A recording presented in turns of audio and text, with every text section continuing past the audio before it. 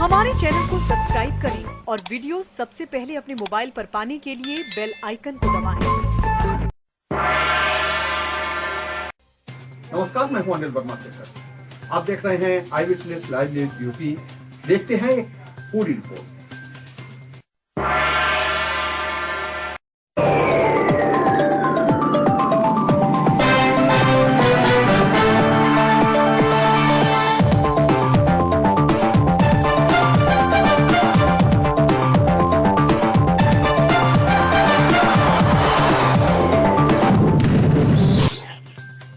नमस्कार, मैं हूं अनिल वर्मा शेखर। आपके 10 बजे हैं और ये समय है बिग बुलेटिन का। चुनाव की चर्चा चल रही है, मतगणना का इंतजार है और इस बीच एक बड़ी घटना हुई है मोहम्मदाबाद में। जहरीली शराब और उसके पीछे जो कारण निकल करके सामने आए हैं उससे कहीं ना कहीं जो वो कहीं ना कहीं पहली बात है कि सरकारी दुकान की अंग्रेजी शराब पीने से ये मौत हुई है और तो प्रारंभिक जांच पड़ताल है वो भी सामने आ गई है और कुल मिलाकर के जो स्थिति है वो यही है कि सरकारी दुकान से ये मिलावटी शराब गई थी, जिसकी वजह से 3 लोगों की मौत हुई। सरकारी दुकानों से इस तरह की जहरीली दवा शराब बेची जा रही है, ये कोई पहली घटना नहीं है, पहली खबर नहीं है। ये सिर्फ बहुत पहले से चल रहा है और पुलिस की और आबकारी विभाग की जानकारी में चलता था। जब इस तरह के कोई टारगेट मिलते हैं तो पुलिस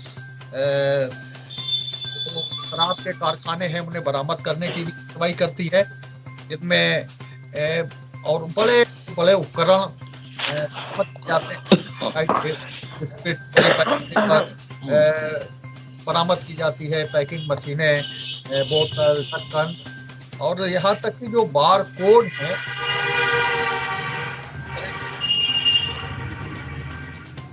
शराब के सिलसिला बराबर चलता रहता है।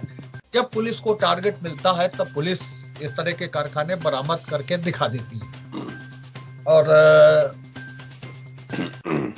उसके बाद में फिर एक घटना चलने लगता है।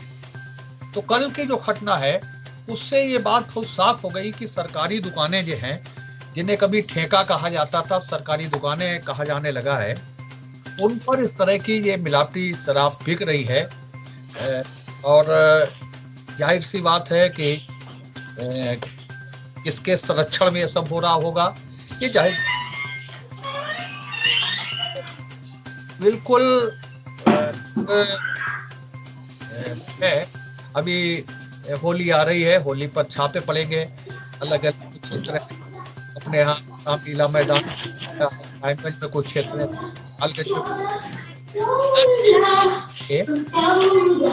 आपका कमिटी स्त्री कर लेता है और बता देता है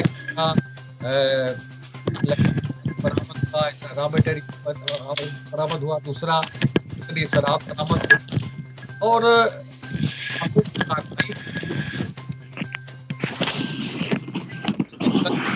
बाद ये बात साफ निकल करके आई है कि सरकारी दुकानों पर दारू खरीदना कहीं ना कहीं खतरे से खाली नहीं है और अगर विश्वसनीयता इन दुकानों की खत्म होती है, जिनके लिए सरकार को राजस्व मिलता है, ठेके थाने पर दुकानों का जो नवीनीकरण है, दुकानों को पंजीकरण है, उसके लिए जो राजस्व मिलता है, वो अगर विश्वसनीयता खत्म होती है तब भी सरकार को कहीं ना कहीं कहीं ना कहीं नुकसान होने की बात है। और एक चीज और निकल कर सामने आई है, सारा जो गोरख धंधा है, सारे जो भी ठेकेदार हैं, सेल्समैन हैं, उनकी सारी जानकारी में ये सब होता है। भारतीय जनता पार्टी सरकार में रही है और कई भारतीय जनता पार्टी के नेता भी ठेकेदार हैं जिनकी दुकानें हैं अंग्रेजी शराब की, देसी। तो ये जो स्थितियां हैं निकल करके जब जान जाती है तब इस तरह के जो भी कर्मकांड हैं वो कर लिए जाते हैं, उसके बाद में फिर वही सब चलने लगता है। तो आज हम इसी विषय पर चर्चा करेंगे कि जो सरकारी संरक्षण में जहरीली शराब और उससे 3 जाने गई हैं और उसके बाद में प्रशासन जागा है, कार्रवाई की गई है, दुकानों पर छानबीन की गई है। तो इंपीरियल ब्लू ब्रांड की शराब है उसको रोका गया है। ये सब कैसे होता रहा, ये अपने आप में एक बहुत बड़ा सवाल है। इसी सब पर हम आज चर्चा करेंगे क्योंकि एक बहुत महत्वपूर्ण मुद्दा है शराब को लेकर के। और सरकारी दुकान से शराब की बिक्री के बाद में इस तरह की घटना हुई है तो निश्चित रूप से बहुत शर्मनाक भी है कि वही कि विश्वसनीयता अगर सरकारी दुकानों की खराब हो रही है और सरकारी संरक्षण में अगर इस तरह की मिलावटी और जहरीली शराब बिक रही है तो भी एक बहुत बड़ी बात है, शर्मनाक बात।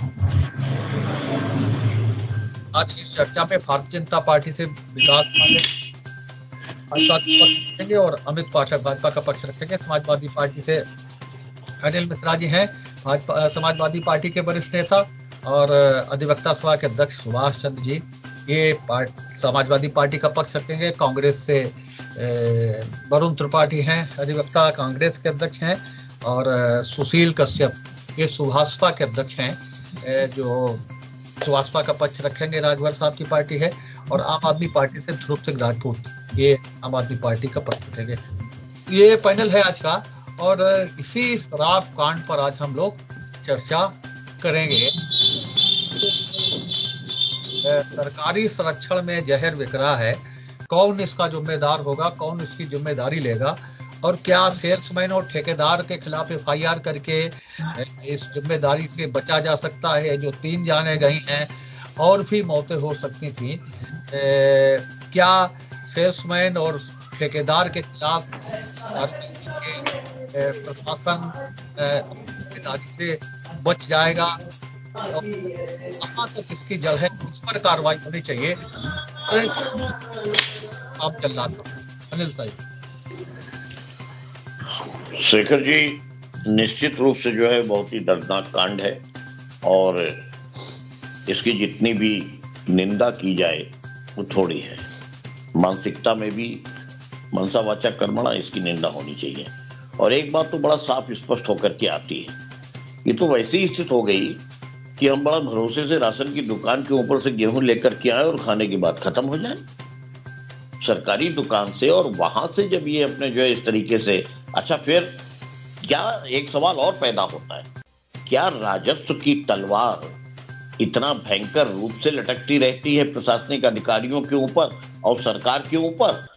मुझे याद है कि जब कोविड का दौर चला था तो उस वक्त के ऊपर जो है सबसे पहले अभयदान मिला था मधुशालाओं को और मधुशालाएं खोली गई थी और खोले जाने के बाद में जो लाइन पे उस वक्त के ऊपर जो है वो अपने उसको पाने की होड़ का जो एक अपने नृत्य हुआ था, उसमें कोविड के सब मापदंड जो हैं और नियम कायदे कानून ध्वस्त हो गए थे। और बच्चन जी का वो याद आ गया था कि स्वयं नहीं जाता औरों को पहुंचा देता मधुशाला। क्या उस वक्त के ऊपर जो है वो छोटी मिल औद्योगिक कारखाने, अलग विषय हो गया जिस पे कभी चर्चा कर लेंगे, लेकिन उस वक्त भी सरकार बाध्य थी। राजस्व की हानि जो है वो इतना बड़ा एक जो है वो अपने फैक्टर होकर के सामने आएगी कि जिसमें कि आम आदमी की जान जो है वो भी दांव पे लगती रहेगी। प्रश्न ये है कि खाली एफआईआर करा देना जो है वो काफी नहीं है। एफआईआर हुई है, औपचारिकताएं पूरी होंगी, एफआईआर होने के बाद में जो है चार्जशीट चली जाएगी। चार्जशीट जाने के बाद अभियुक्त गण जो हैं अगर वो आदी रहे हमेशा के और आदी मुजरिम है तो उनके लिए जो है वो अपने जमानत कराना और जेल जाना और ये सब जो है वो आना जाना लगा रहता, जैसे एक स्टेशन से दूसरे स्टेशन आए और चले गए। लेकिन प्रश्न ये है कि आबकारी विभाग में कौन अधिकारी वो इस बात पे उत्तरदायी पाए जाते हैं जिनके की नीचे ये भूल हुई, चाहे जाने में और चाहे अनजाने में। सेल्समैन का दुस्साहस कैसे हुआ कि उसने ये कैसे महसूस कर लिया कि इस तरीके का जो है वो लापरवाही या इस तरीके का जो है कृत होने के पश्चात और नकली शराब बनाने के बाद हमारे ऊपर अगर कोई कार्रवाई होगी भी तो डिपार्टमेंटल रिश्ते में हम जो है वो पर्दे के पीछे से नंबर 2 के दरवाजे से जो है वो सब मीट आउट कर लेंगे। ये भी जो है निश्चित होना चाहिए। इससे तो पूरी की पूरी सरकार का इकबाल खत्म होता है ना।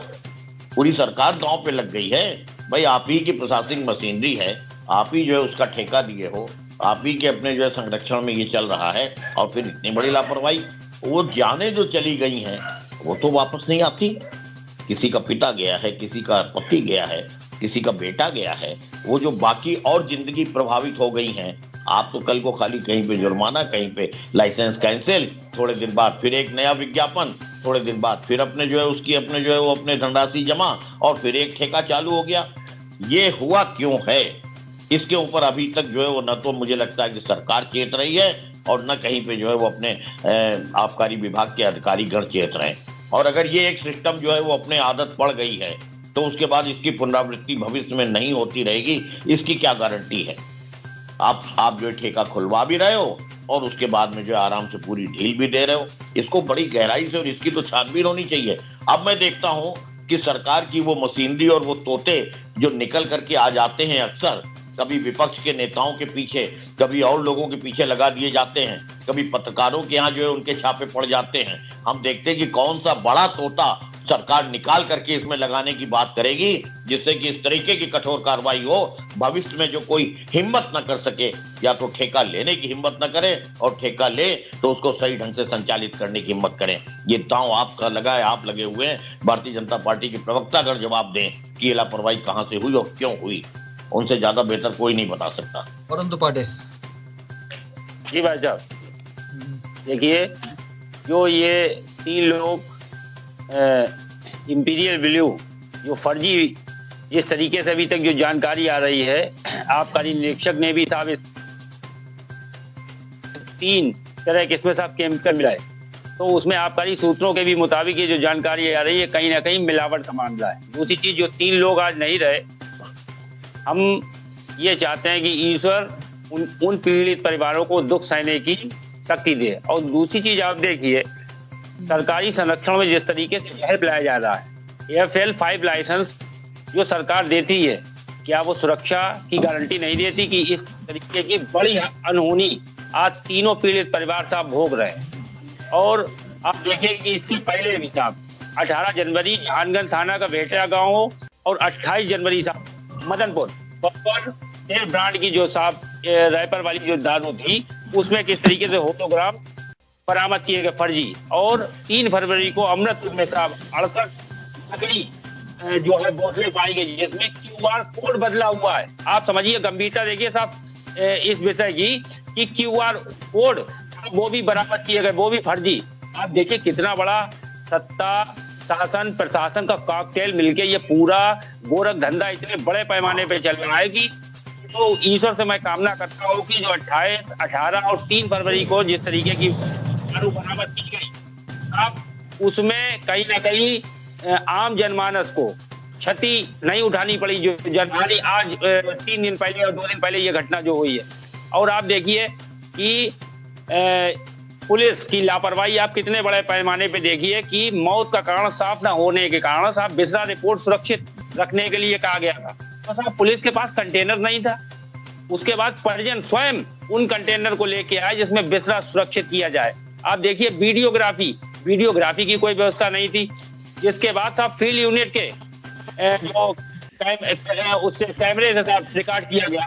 तो साहब ये शासन प्रशासन ने इतना मतलब निम्न स्तर की कार्रवाई वर्तमान स्थिति को देखते हुए साहब किया कि पुलिस के आला अधिकारी कमिश्नर रैंक से लेके SP DM साहब सब मौजूद है, लेकिन साहब पुलिस की व्यवस्था देखिए, शासन प्रशासन की व्यवस्था देखिए, और उसके बावजूद इस लेवल की साहब कार्रवाई हुई है। तो मैं ये चाहूंगा कि ये छोटी छोटी मछलियां हैं, इनके ऊपर कार्रवाई ना करके किसी बड़े, क्योंकि इतने बड़े घटनाक्रम जो हुआ है, बताइए कब से ये कार्यक्रम चल रहा होगा, उसके ऊपर कार्रवाई होनी चाहिए। ये तो सिर्फ शासन प्रशासन की तरफ से छोटी मोटी मछलियों को हाथ डाल रहे हैं, इसके ऊपर सत्ता का संरक्षण है और उनके खिलाफ कार्रवाई होनी चाहिए। जहां तक ये तीनों लोग जो आज 3 पीड़ित परिवार जो है उनके, ये तीनों लोग जो खत्म हुए हैं, इनको शासन प्रशासन की तरफ से साहब आर्थिक बड़ी मदद देनी चाहिए।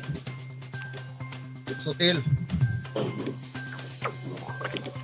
साहब, सबसे पहले मैं उन परिवार के सदस्यों को भगवान से कामना करूंगा कि वो दुख सहने की अपने अंदर क्षमता बढ़ाएं, और ईश्वर से मैं कामना करूंगा कि उनकी आत्मा को शांति। ये घटना उत्तर प्रदेश में पहली घटना नहीं है। लगभग इससे पहले लगभग हमारे संज्ञान में है, लगभग ये चौथी घटना है उत्तर प्रदेश।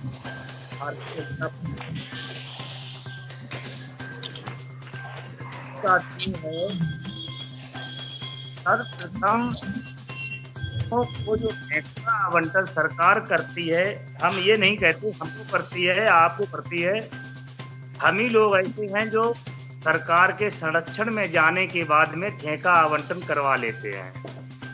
उसके बाद फिर मैं उसका दुरुपयोग, लेकिन इन्होंने ठेका आवंटन किए हैं। मैं तो ये कहते हैं कि जो एक व्यक्ति को एक बार ठेका दिया जाए, दूसरी बार ठेका ना दिया जाए, क्योंकि वो एक बार अगर ठेका चलाता है तो उसमें कोई बेईमानी वो नहीं कर सकता, ना कोई ये अपराध करेगा व्यक्ति में अपराध ठेका चला जाना चाहिए, गायब हो जाए। बात ये है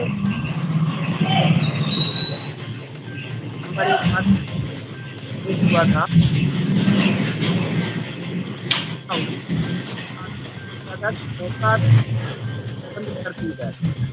साहब, दारू पीती नहीं, क्या गवर्नमेंट को नहीं पता है, को नहीं पता है, या शासन प्रशासन या आम जनता को नहीं पता है कि दारू पी जा रही है तो कहाँ से आ रही, ठेका से ही आ रही है। सिर्फ हम लोग तो थोड़ा बहुत पब्लिक को भी सोचना चाहिए है। मैं ये नहीं हमारे शासन का तो सोचना चाहिए कि दारू पीने से खुद सुने कि ये फेफड़ों पर क्या असर करेगी। पहला तो मानना ये हमारा। चलिए ठीक है। दूसरी बात ये है कि शासन जो भी कार्रवाई करे बिल्कुल नीचे स्तर से और ऊपर स्तर पर कार्रवाई करता चला जाए। इसमें दोष चलकर सामने आ जाए हम दोषी है। पहले तो मैं तीनों मृतकों की आत्मा को शांति भगवान दे और उनके परिजनों को इस दुखद घड़ी में दुख सहने की शक्ति प्रदान करें। भाई साहब, ये जो है मिलावटी जो है ये सत्ता पक्ष का संरक्षण है, और सत्ता पक्ष के संरक्षण में है ये जो मृतक इनकी मौतें हुई हैं, क्योंकि जो ठेका है वो भी बीजेपी समर्थित व्यक्ति का है। सत्ता का संरक्षण है और केवल FIR होना एक खाना पूर्ति है। ऐसी FIR से कुछ नहीं होगा, कड़ी कार्रवाई हो, इनके विरुद्ध वो कार्रवाई हो जो कि और को सीख मिले, तब तो इस तरीके के कृत्य रुक सकते हैं। अन्यथा इस तरीके की जो सरकार है चलती रही, और बीजेपी सरकार में ये पहला कोई घटनाक्रम नहीं है। इससे पहले भी कई प्रदेश में यही नहीं है, फर्रुखाबाद में नहीं, प्रदेश में कई जगह ऐसी हुई है। तो ये जो है शासन एकदम फेलियर है, ये शासन जो है बिल्कुल फेलियर रहा है। आप ये कहें कि ये केवल जो है शराब के मामले, ये हर मामले में फेलियर रहा। इन गरीबों को हम तो कह रहे हैं सरकार क्यों नहीं शराब को बंद कर देती है, एक विधेयक लाए और शराब को जो है बंद, पूर्णतः बंद कर दे। बिहार राज्य में बंद है, गुजरात में बंद है, उस तरीके से यहाँ लाकर भी शराब को पूर्णतः प्रतिबंधित कर देना चाहिए। इस तरीके से सत्ता पक्ष का संरक्षण रहता है, और ये शराबें जहाँ शराब मतलब सरकारी दुकानों पे इस तरीके के कृत्य होंगे तो बाकी कहाँ बचेगा। इसमें अधिकारी, अबकारी अधिकारी, सेल्समैन सारे लोग मिले होते हैं और इनका सबका शेयरिंग होती है। उस तरीके से ये चलती है ना। बताइए बिल्कुल वैसी रैपर सब कुछ वैसी नकली बना के और आप उसमें चलाते हैं। ना तो इनका बारकोड मिला और ना जो है उस शराब में जो शराब की मात्रा होती वो नहीं, इसमें मिथाइल मिला, मिथाइल की मात्रा जरूरत से ज्यादा थी, उनको पीने से इनकी मौत हुई है। वो तो एक अच्छा रहा एक और मौत हो जाती, क्योंकि जो जितेंद्र था उसका भाई नमक लेने चला गया था, वो नमक लेने नहीं जाता तो वो भी मर जाता। तो इस तरीके की है। अब आप प्रशासन ने क्या किया कि एक जो जिले की सरकार की जो सरकारी ठेके हैं उन्हें आपने बंद कर दिए। उन्हें बंद करने से उसका कोई हल नहीं है। आप कोई ठोस कदम उठाएं और जो है इस तरीके के इस मिलावटी शराब बेचने वालों को कड़ी से कड़ी सजा दें और दोबारा ऐसा कोई कार्य न करें। और संरक्षण, सत्ता का संरक्षण भी प्राप्त नहीं होना चाहिए। सरकार ऐसे में जो है बिल्कुल निर्भीक होकर कार्य करें कि हमें सत्ता का हमारे गए तो हम उसकी संरक्षण न करें, ऐसे कार्य करना चाहिए। ऐसे नहीं होंगे तब तक ये प्रदेश में इस तरीके की घटनाएं होती रहेंगी और 1-2 दिन के बाद ये सारे शराब के ठेके फिर खुल जाएंगे। ऐसा नहीं कि बंद कर दिया तो बंद बने रहेंगे, 1 दिन 2 दिन 3 दिन 4 दिन, इसके बाद ये नहीं हो पाएंगे। तो मेरा तो यही, हम तो यही चाहते हैं कि सरकार ऐसा लाए जिससे जो है प्रदेश में शराब बंद हो, चाहे कच्ची हो चाहे पक्की हो, सब तरीके की शराब बंद होनी चाहिए। पाठक शकर भाई, आज फर्रुखाबाद के लिए बड़ा ही दुखद दिन है और मेरी उन सभी 3 मृतकात्माओं के प्रति श्रद्धांजलि अर्पित करता हूं और ईश्वर से प्रार्थना करता हूं कि उनके परिवार को दुख सहने की शक्ति प्रदान करें। रही बात जिस तरीके से ये घटना हुई है, कहीं न कहीं प्रशासनिक दोषी हैं और जिस शराब की बोतल पकड़ी गई कहीं न कहीं एक नामी ब्रांड है इंपीरियल ब्लू। सरकार जैसे ही प्रशासन को पता चला, प्रशासन ने सारे जिस तरीके से लोग कह रहे हैं कि ठेके को बंद कराने का कोई समाधान नहीं है, प्रशासन ने इसलिए बंद कराया कि हो सकता है कहीं इसी ब्रांड की अन्य जगह भी सप्लाई हुई हो और एक भयावह इस फर्रुखाबाद में फैल जाए, उससे पहले इसकी सप्लाई को रोका जाए। अभी ये जांच का विषय नहीं आया है कि उस बोतल में कितना मिथनॉल मिला था या क्या है। जांच भी हो गई और कार्रवाई हुई होगी, क्योंकि हमारी सरकार जब से उत्तर प्रदेश में सत्ता में आए हैं, हमने सर्वप्रथम शराब माफियाओं पर कार्रवाई की। जिस तरीके से समाजवादी पार्टी के प्रवक्ताओं को सुन रहा था, कांग्रेस के भी लोगों को सुन रहा था, ये वही समाजवादी पार्टी के प्रवक्ता है ना जिनके शासन काल में शराब माफिया के नाम से लोग जाने जाते थे। एक जिले में एक व्यक्ति के पास 25-25, 30-30 ठेके हुआ करते थे।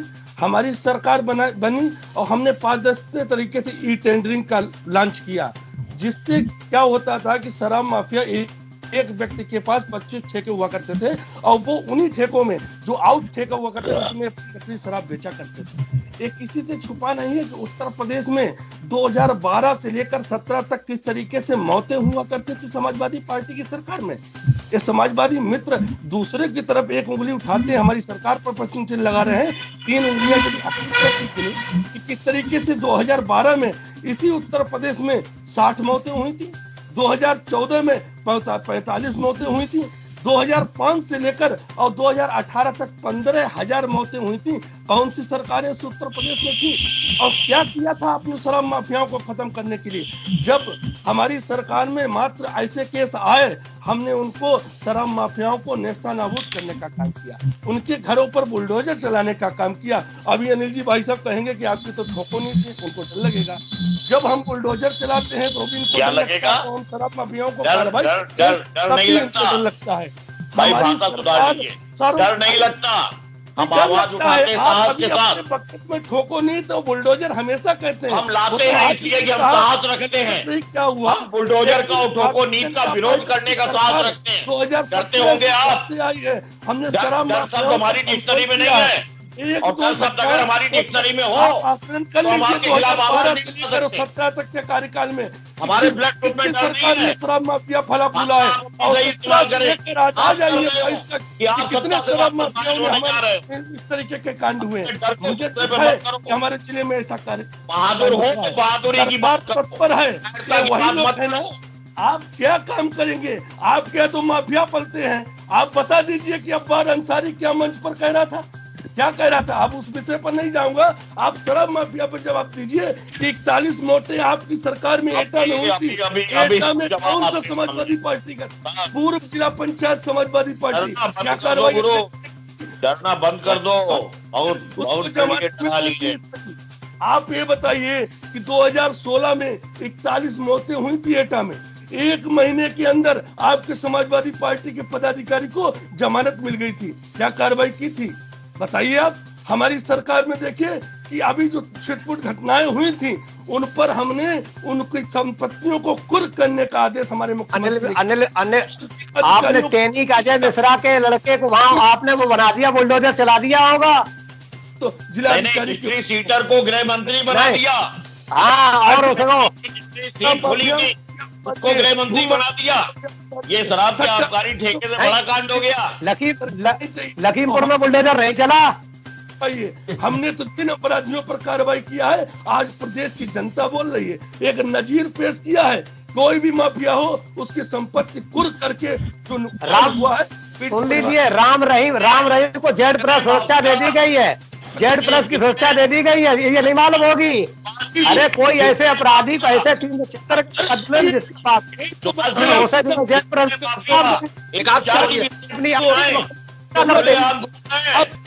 आपने जातिवाद फैलाया। जब आपके पूर्व मुख्यमंत्री अखिलेश यादव जी कहते हैं आप शराबबंदी की बात करते हैं ना, आपके मुख्यमंत्री कहते हैं आप सरकार में थे, हम जो है आपका विरोध नहीं करते, ध्वनिमत से पास करा देते। हम आपके प्रस्ताव को ध्वनिमत से पारित करा दूंगा। भैया पियो, पिलाओ, जहर बांटो, तुम स्वतंत्र हो, सत्ता में बैठे हो, खूब पिलाओ। ऐसे ही बात कैसे जो मौतें करा रहे हैं ना, मौतें करा रहे हैं, लेकिन 10 तारीख के बाद मौका नहीं मिलेगा, चिंता ना करिए आप। वो भैया भाई बहुत धन्यवाद। सबसे पहले तो वाकई में बड़ा दुखद दिन है, क्योंकि जो मौतें हुई हैं अनायास शराब के पीने से, वो वाकई में बहुत दुखद है और ये बड़ा दुखद दिन है फर्रुखाबाद। लेकिन ये एक बड़ी विडंबना है कि फर्रुखाबाद और आसपास के इनके जिलों में इस तरीके की मौतें आम बात हुआ करती है। पूर्ववर्ती सरकारों में भी हुई है, ऐसा नहीं है कि ये अभी हुआ है, पूर्ववर्ती सरकारों में भी ऐसी उदाहरण कई बार देखने को मिले हैं। लेकिन बात वाकई में बहुत दुर्भाग्यपूर्ण है, क्योंकि इसमें एक मानवता का भी पहलू ये है कि हम जरा से अपने लालच में हम हजारों लाखों लोगों की जान जोखिम में डाल देते हैं, चाहे खाने की चीज़ों में मिलावट हो, चाहे दारू में मिलावट हो। ये एक ऐसी मानवता पे कलंक है। ऐसे लोग तो मुझे लगता है राक्षस प्रवृत्ति के लोग माने जाने चाहिए, कि जो इस तरीके की चीज़ों में मिलावट करते हैं और आम इंसान के जीवन से खेलने का काम करते हैं। तो मुझे लगता है कि राजनीति से थोड़ा सा परे विषय भी है ये, और इसे हम सबको अपनी जिम्मेदारी के रूप में भी लेना चाहिए। लेकिन कहते नहीं है, ये राजनीतिक मंच है और राजनीतिक डिबेट में बैठे साथियों का पहला प्रयास ये होता है कि इन प्रकारेण गेंद सत्ता के पाले में डाली जाए और इसे सत्ता को जिम्मेदार ठहराया जाए। लेकिन एक चीज मैं दुर्भाग्य से, भारतीय जनता पार्टी के लोग अपना तो चेहरा आईने में देखते ही देखते हैं, लेकिन कभी कभी सामने वाले की तरफ भी शीशे का मुंह कर देते हैं, जिससे आप लोग भी ये देख पाए कि आपका चेहरा कितना काला है। उस काले अध्याय की शुरुआत मैं एटा से करना चाहता हूँ। 2016 में एटा में 17 लोगों की मौत हुई थी जहरीली शराब पीने से। और दुर्भाग्य देखिए, उस जहरीली 2016 में उत्तर प्रदेश के मुख्यमंत्री माननीय अखिलेश यादव थे। इससे भी बड़ा दुर्भाग्य, अरे सुन लीजिए भाई साहब, निवेदन है, सुन लीजिए मेरा निवेदन है आपसे। सच्चाई कहोगे तो उन्हें पसंद नहीं आएगी ना। हम लोग डर जाएंगे, हम लोग समाजवादियों का यही चेहरा है। ये कायर आपकी पार्टी में हुआ करते होंगे, यहाँ कायर नहीं होते।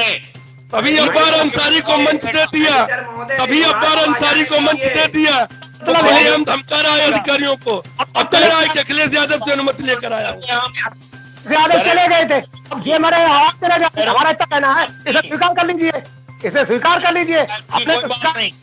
हमने स्वीकार कर लिया, हमारे जमाने में हमारे पीरियड में मरे थे, हम चले गए, ठीक, सत्ता से बाहर हो गए। जब इनकी पूरी बात हो जाए तब हमें ये अवसर दे दिया जाए कि हम अपनी बात रख लें, और सुभाष भाई साहब को अगर ज्यादा कुछ कहना है तो बाद में इन्हें 10 मिनट एक्स्ट्रा दे देना, मेरा ये अनुरोध है आपसे। खैर सुन लें अब आप, ठीक है। अब आप इस पे आ जाइए। और इससे भी बड़ी विडंबना देखिए, मुख्यमंत्री तो थे ही माननीय अखिलेश यादव, आबकारी विभाग उनके ही पास था। आप विडंबना समझिए, आबकारी विभाग के मालिक वही थे, यानी जहरीली शराब बिकवाने का काम कर रहा था उत्तर प्रदेश का मुख्यमंत्री। अखिलेश यादव स्वयं सिंडिकेट चला रहे थे जहरीली शराब का। इससे बड़ा और ये मालूम होना चाहिए कितने सस्पेंड हुए थे, बहुत सस्पेंड हुए थे, एक नहीं नीचे से लेके कमिश्नर तक सस्पेंड हुआ था। और आपके यहाँ तो आबकारी नहीं रखते हैं, समाजवादी पार्टी के लोग घर में आईना नहीं रखते हैं, और ये बड़ा दुर्भाग्य समाजवादी पार्टी के लोगों का। 2010 इंस्पेक्टर के बाद आईना रख लेना, बहुत काम में आएगा आपके। चलिए आप सौभाग्यशाली रहिए, मुबारक, आप सौभाग्यशाली रहिए, लोगों की मौतें होती रहे, आपकी दुकान से जहरीली शराब बिकती रहे, आप सौभाग्यशाली बने रहिए, मुबारक आपको। चलाते थे अखिलेश यादव जहरीली शराब और नकली शराब का सिंडिकेट चलाते थे अखिलेश यादव। सपने रात में भी आते हैं, सोते थे आपको, 10 तारीख तक और ज्यादा आएंगे अभी, पूरी रात सपने तो आपको आते हैं, सपने अखिलेश जी को आते हैं और समाजवादियों को आते हैं। 2 मिनट मांगे थे मेरे तो 30 सेकंड में आपको मिर्ची लग गई। सस्पेंड किए थे, आपने क्या किया?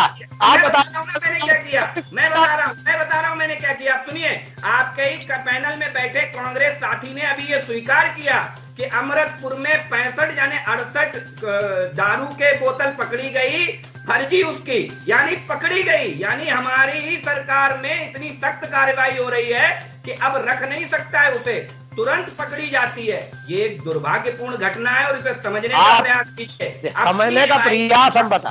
अरे भाई साहब, अभी इसी पैनल में स्वीकार किया आपके ही साथी ने, कांग्रेस के। ये स्वीकार किया, आप बिकवा रहे हैं, ये आप बिक्री करा रहे हैं। देखिए इसका करके पकड़े जाने के पहले रखी कहाँ संरक्षण मिलता था, इसका उदाहरण अभी देंगे आपको। अखिलेश यादव स्वयं शराब माफिया का सिंडिकेट चलाते थे, आबकारी विभाग स्वयं रखते थे अपने पास। आबकारी रखते तो हम सत्ता से बाहर हो गए थे, लेकिन आप चला रहे, आपने क्या किया? आप बताइए ना। हमने तो जिले से लेके प्रदेश तक के, जिले से लेके प्रदेश तक के किया था, किया था। और आप लोग कायर हो, कर जाते हो, आपके पूरी गाँव को लगता है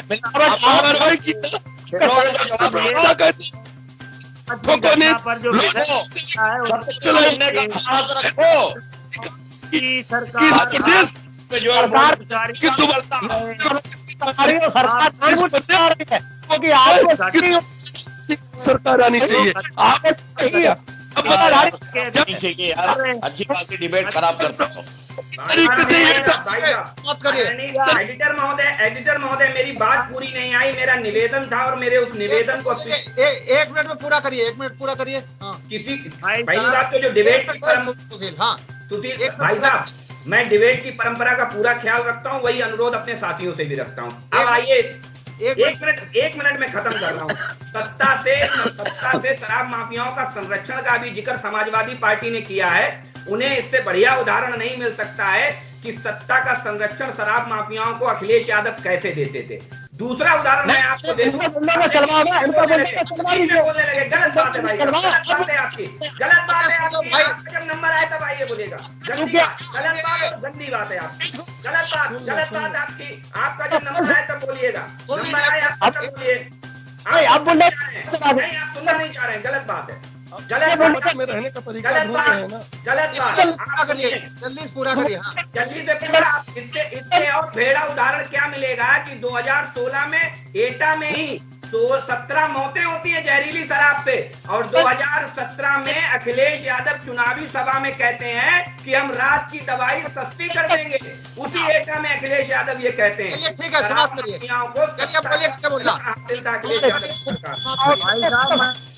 आप करिए ना, क्या कर रहे हैं? बोलो चाहता हूँ कि फर्रुखाबाद में जो घटनाक्रम हुआ है, इस पर आप सरकार क्या कार्रवाई कर रही है? आपने 20 उदाहरण दे रखे हैं तब से कि अब इस उदाहरण पे क्या कार्रवाई कर रहे हैं आप लोग? इस क्या कार्रवाई कर रहे हैं? भाई साहब देखिए, हो गया। हाँ बोलो। हाँ भाई साहब देखिए, कितना महत्वपूर्ण विषय है, इसकी निंदा होनी चाहिए। और दूसरी चीज आप ये देखिए कि सपा ने जो किया या अखिलेश जी ने जो किया वो तो चले गए, आप सत्ता में हैं, आपकी जिम्मेदारी है कि इस तरीके की घटनाएं ना हो। जी, हमारी सरकार में संरक्षण नहीं देते हैं हम। आपको मैंने उदाहरण समझाया, ये हुए प्रवक्ता हैं, आप समझदार व्यक्ति हैं। मैंने उदाहरण समझाया कि हमारी सरकार में संरक्षण नहीं मिलता है। आपने ये प्रवक्ता है, आपने ये कि हमारी सरकार नकली शराब पकड़ने में कितनी तत्परता दिखाती है। नहीं, इनको बुलडोजर में चलवाओ, अब इनको बुलडोजर चलवा दीजिए। अब बुलडोजर कहाँ गया? बुलडोजर सुभाजी, एक मिनट सुभाजी, दर्द होता है। एक मिनट भाई साहब, एक मिनट। इसके बाद बुलडोजर चलेगा। आप सत्ता में बैठ, एक मिनट अमित जी एक मिनट भाई साहब, जिस तरीके से आज ये जो घटना हुई जिले में, उसी तरीके से अगर 12 परीक्षाएं उत्तर प्रदेश में निरस्त होती हैं साहब, उनका फर्जी भाड़ा होता है। अभ्यर्थियों से पहले साहब मोबाइल पे अगर व्हाट्सएप पे पर्चे लीक होते, ये भी आपकी नाकामी है। भैया आप कहते हो कि कांग्रेस नाकामियों का बच्चा बांध के चलती है गर्दन में। सुन लीजिए, कांग्रेस के गले में नाकामियों का बच्चा 2017 से 2022 अंडा मिलने वाला है कांग्रेस को, अंडा। आपकी सरकार भी सिंडिकेट चला रही है। कांग्रेस ये तरीके 10 तारीख को आपकी भी विदाई है, 10 तारीख को आपकी विदाई है। ये जनता सुनिश्चित कर चुकी है कि दोबारा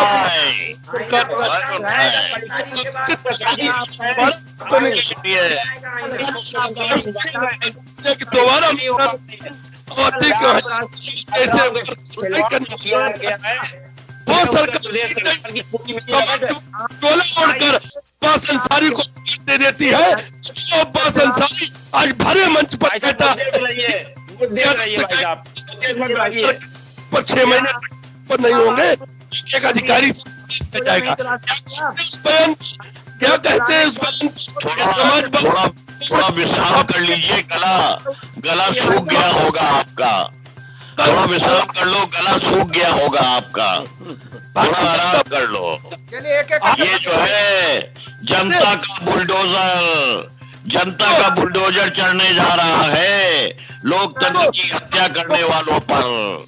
10 तारीख नजदीक आ रही है और गुजरने के पहले सम्मा भड़कती जरूर है, जलती जरूर है। गुजरने के पहले सम्मा भड़कती जरूर है। 10 तारीख का इंतजार करो, साहस रखो, डरो मत। स्वयं डर गए हो, दूसरों से कहते हो कि आप मत डरो। कायरों की जमात कभी नेतृत्व नहीं कर पाती। अब देखना है सरकार कहाँ है, सरकार किसकी है। आगे बढ़ाने वाले आईना अब चिलम देखो, बहुत जरूरत पड़ेगी उस आईने की। चिलम देखो, पार्टी के फिल्म देखो, आईना तुम्हारे पास समय होगा, विपक्ष में बैठ करके फिल्म भी चलेगी, फिल्म भी चलेगी, ये अभद्र भाषा का प्रयोग है, गलत भाषा का प्रयोग है। एडिटर भाषा का विरोध करता हूँ। कुछ नहीं होने देंगे, संवैधानिक रूप से सरकार चलाएंगे, कोई बदले की भावना नहीं होगी। घबराओ मत, घबराने से काम नहीं चलेगा। पार्टी का चेहरा है, ये गंदी भाषा का प्रयोग सोते सपने अभी भी आएंगे। मुख्तार अंसारी के लोग हैं ना, इन पर मुख्तार अंसारी की छाया पड़ गई है, इन पर अब्बास अंसारी की छाया पड़ गई है। वही भाषा बोल रहे हैं, क्योंकि समाजवादी का चोला ओढ़कर इनको जनता पहचान चुकी है। 10 मार्च को इसका जवाब देगी। और मिश्रा जी, अगर चिलम भी चाहिए होगी तो 10 मार्च को मैं आप चिलम भिजवाऊंगा आपको। अरे अगर आप जो है, अरे पूरी पे गुना रख के भिजवा देंगे, डबल चिलम लगाना, एक चिलम और जोड़ के भेज देंगे, कोई तकलीफ न हो। और चिलम में जो है सामान भी सही होगा, तुम्हारी जो है वो अपने शराब की दुकान जैसा जहरीला नहीं होगा। आप चिलम लगाकर रात भर सोइएगा और कोई बात नहीं। अब रात में फिल्म देखो, सपने देखो, और सपने में मिश्रा भी नजर आएंगे, सपने में सुभाष जी भी नजर आएंगे, सपने में विभाग आपकी सरकार पार्टी नजर आएगी, लाल टोपी मिलेगी सपने में। लाल टोपी देख के बुलडोजर को फैसला आने वाला है। नहीं, बुलडोजर का काम नहीं है। 3 मौतें हुई, इनमें बुलडोजर इसमें क्यों नहीं बुलडोजर चलता है? ये हेलो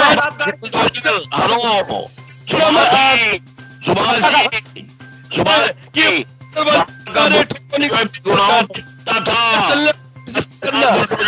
गुनहगारों पर 10 के बाद तब आप रोते हो, जब माफियाओं के यहाँ बुलडोजर चलता है तब आप रोते हो, जब आप शिक्षा माफियाओं इन पर चलाइए ना, लखीमपुर पर नहीं चलाया आपने, तब वो नहीं लग रहा जो किसानों की मौत कर दी, वो नहीं बोलता नहीं कितने आपने सबसे पहली चीज समाजवादी पार्टी के लोग पहले तो ये समझ लें कि उनके अखिलेश नियाजी साहब शराब माफियाओं को संरक्षण देने में माहिर हैं। शराब माफियाओं को संरक्षण देना उनका प्रथम कर्तव्य था, और वो ये कहते थे कि हम रात की दवाई सस्ती कर देंगे। जो रात की दवाई सस्ती करने की बात करते हैं वो शराब माफियाओं का क्या कार्रवाई करते होंगे, ये अखिलेश यादव में पूछिए जाके। नहीं, ये तो ये कार्रवाई देखिए ना, एक भी सस्पेंड किया हो 3 मौतों पे, हमारे यहाँ पर कार्रवाई होती थी। आपके यहाँ पक्षपात होता है, अरे यार आपको मालूम ही नहीं तो क्या करना है। जिले से लेकर प्रदेश तक के जो है अबकारी डिपार्टमेंट में हमने आरोप लगा रहे हो, तो आपकी सरकार में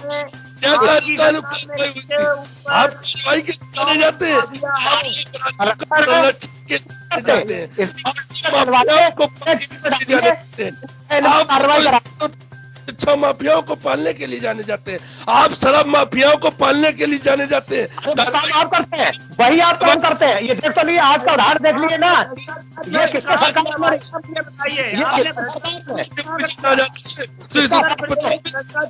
कब हो गया, कहाँ चला गया कि तो मंत्री शराब माफिया भ्रष्टाचार उससे दूसरा हो गया। सरकार जो बता रहे हो आप भ्रष्टाचार था, हमें लग रहा है उससे ज्यादा कई गुना आपकी सरकार में भ्रष्टाचार हो गया भाई साहब, चल चुका इतना ज्यादा हो गया। लेकिन ऐसा नहीं है भाई साहब, ऐसा नहीं हुआ भाई साहब। आज तक भ्रष्टाचार में कहीं पर भी किसी लड़की के साथ में बलात्कार करने के बाद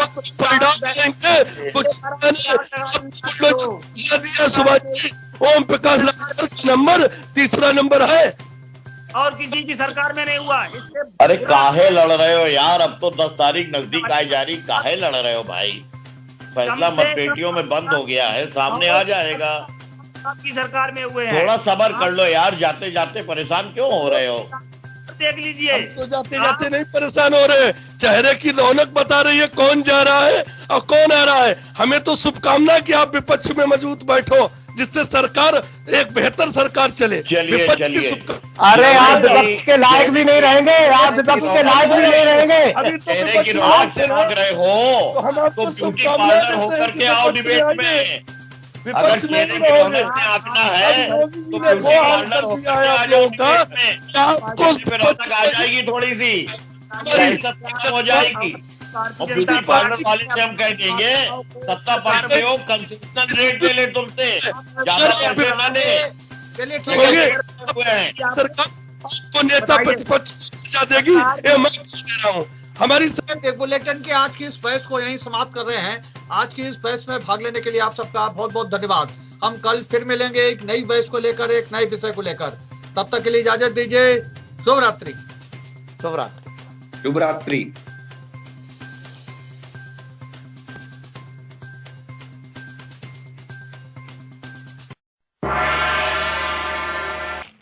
उम्मीद है आपको हमारी ये खबर पसंद आई होगी।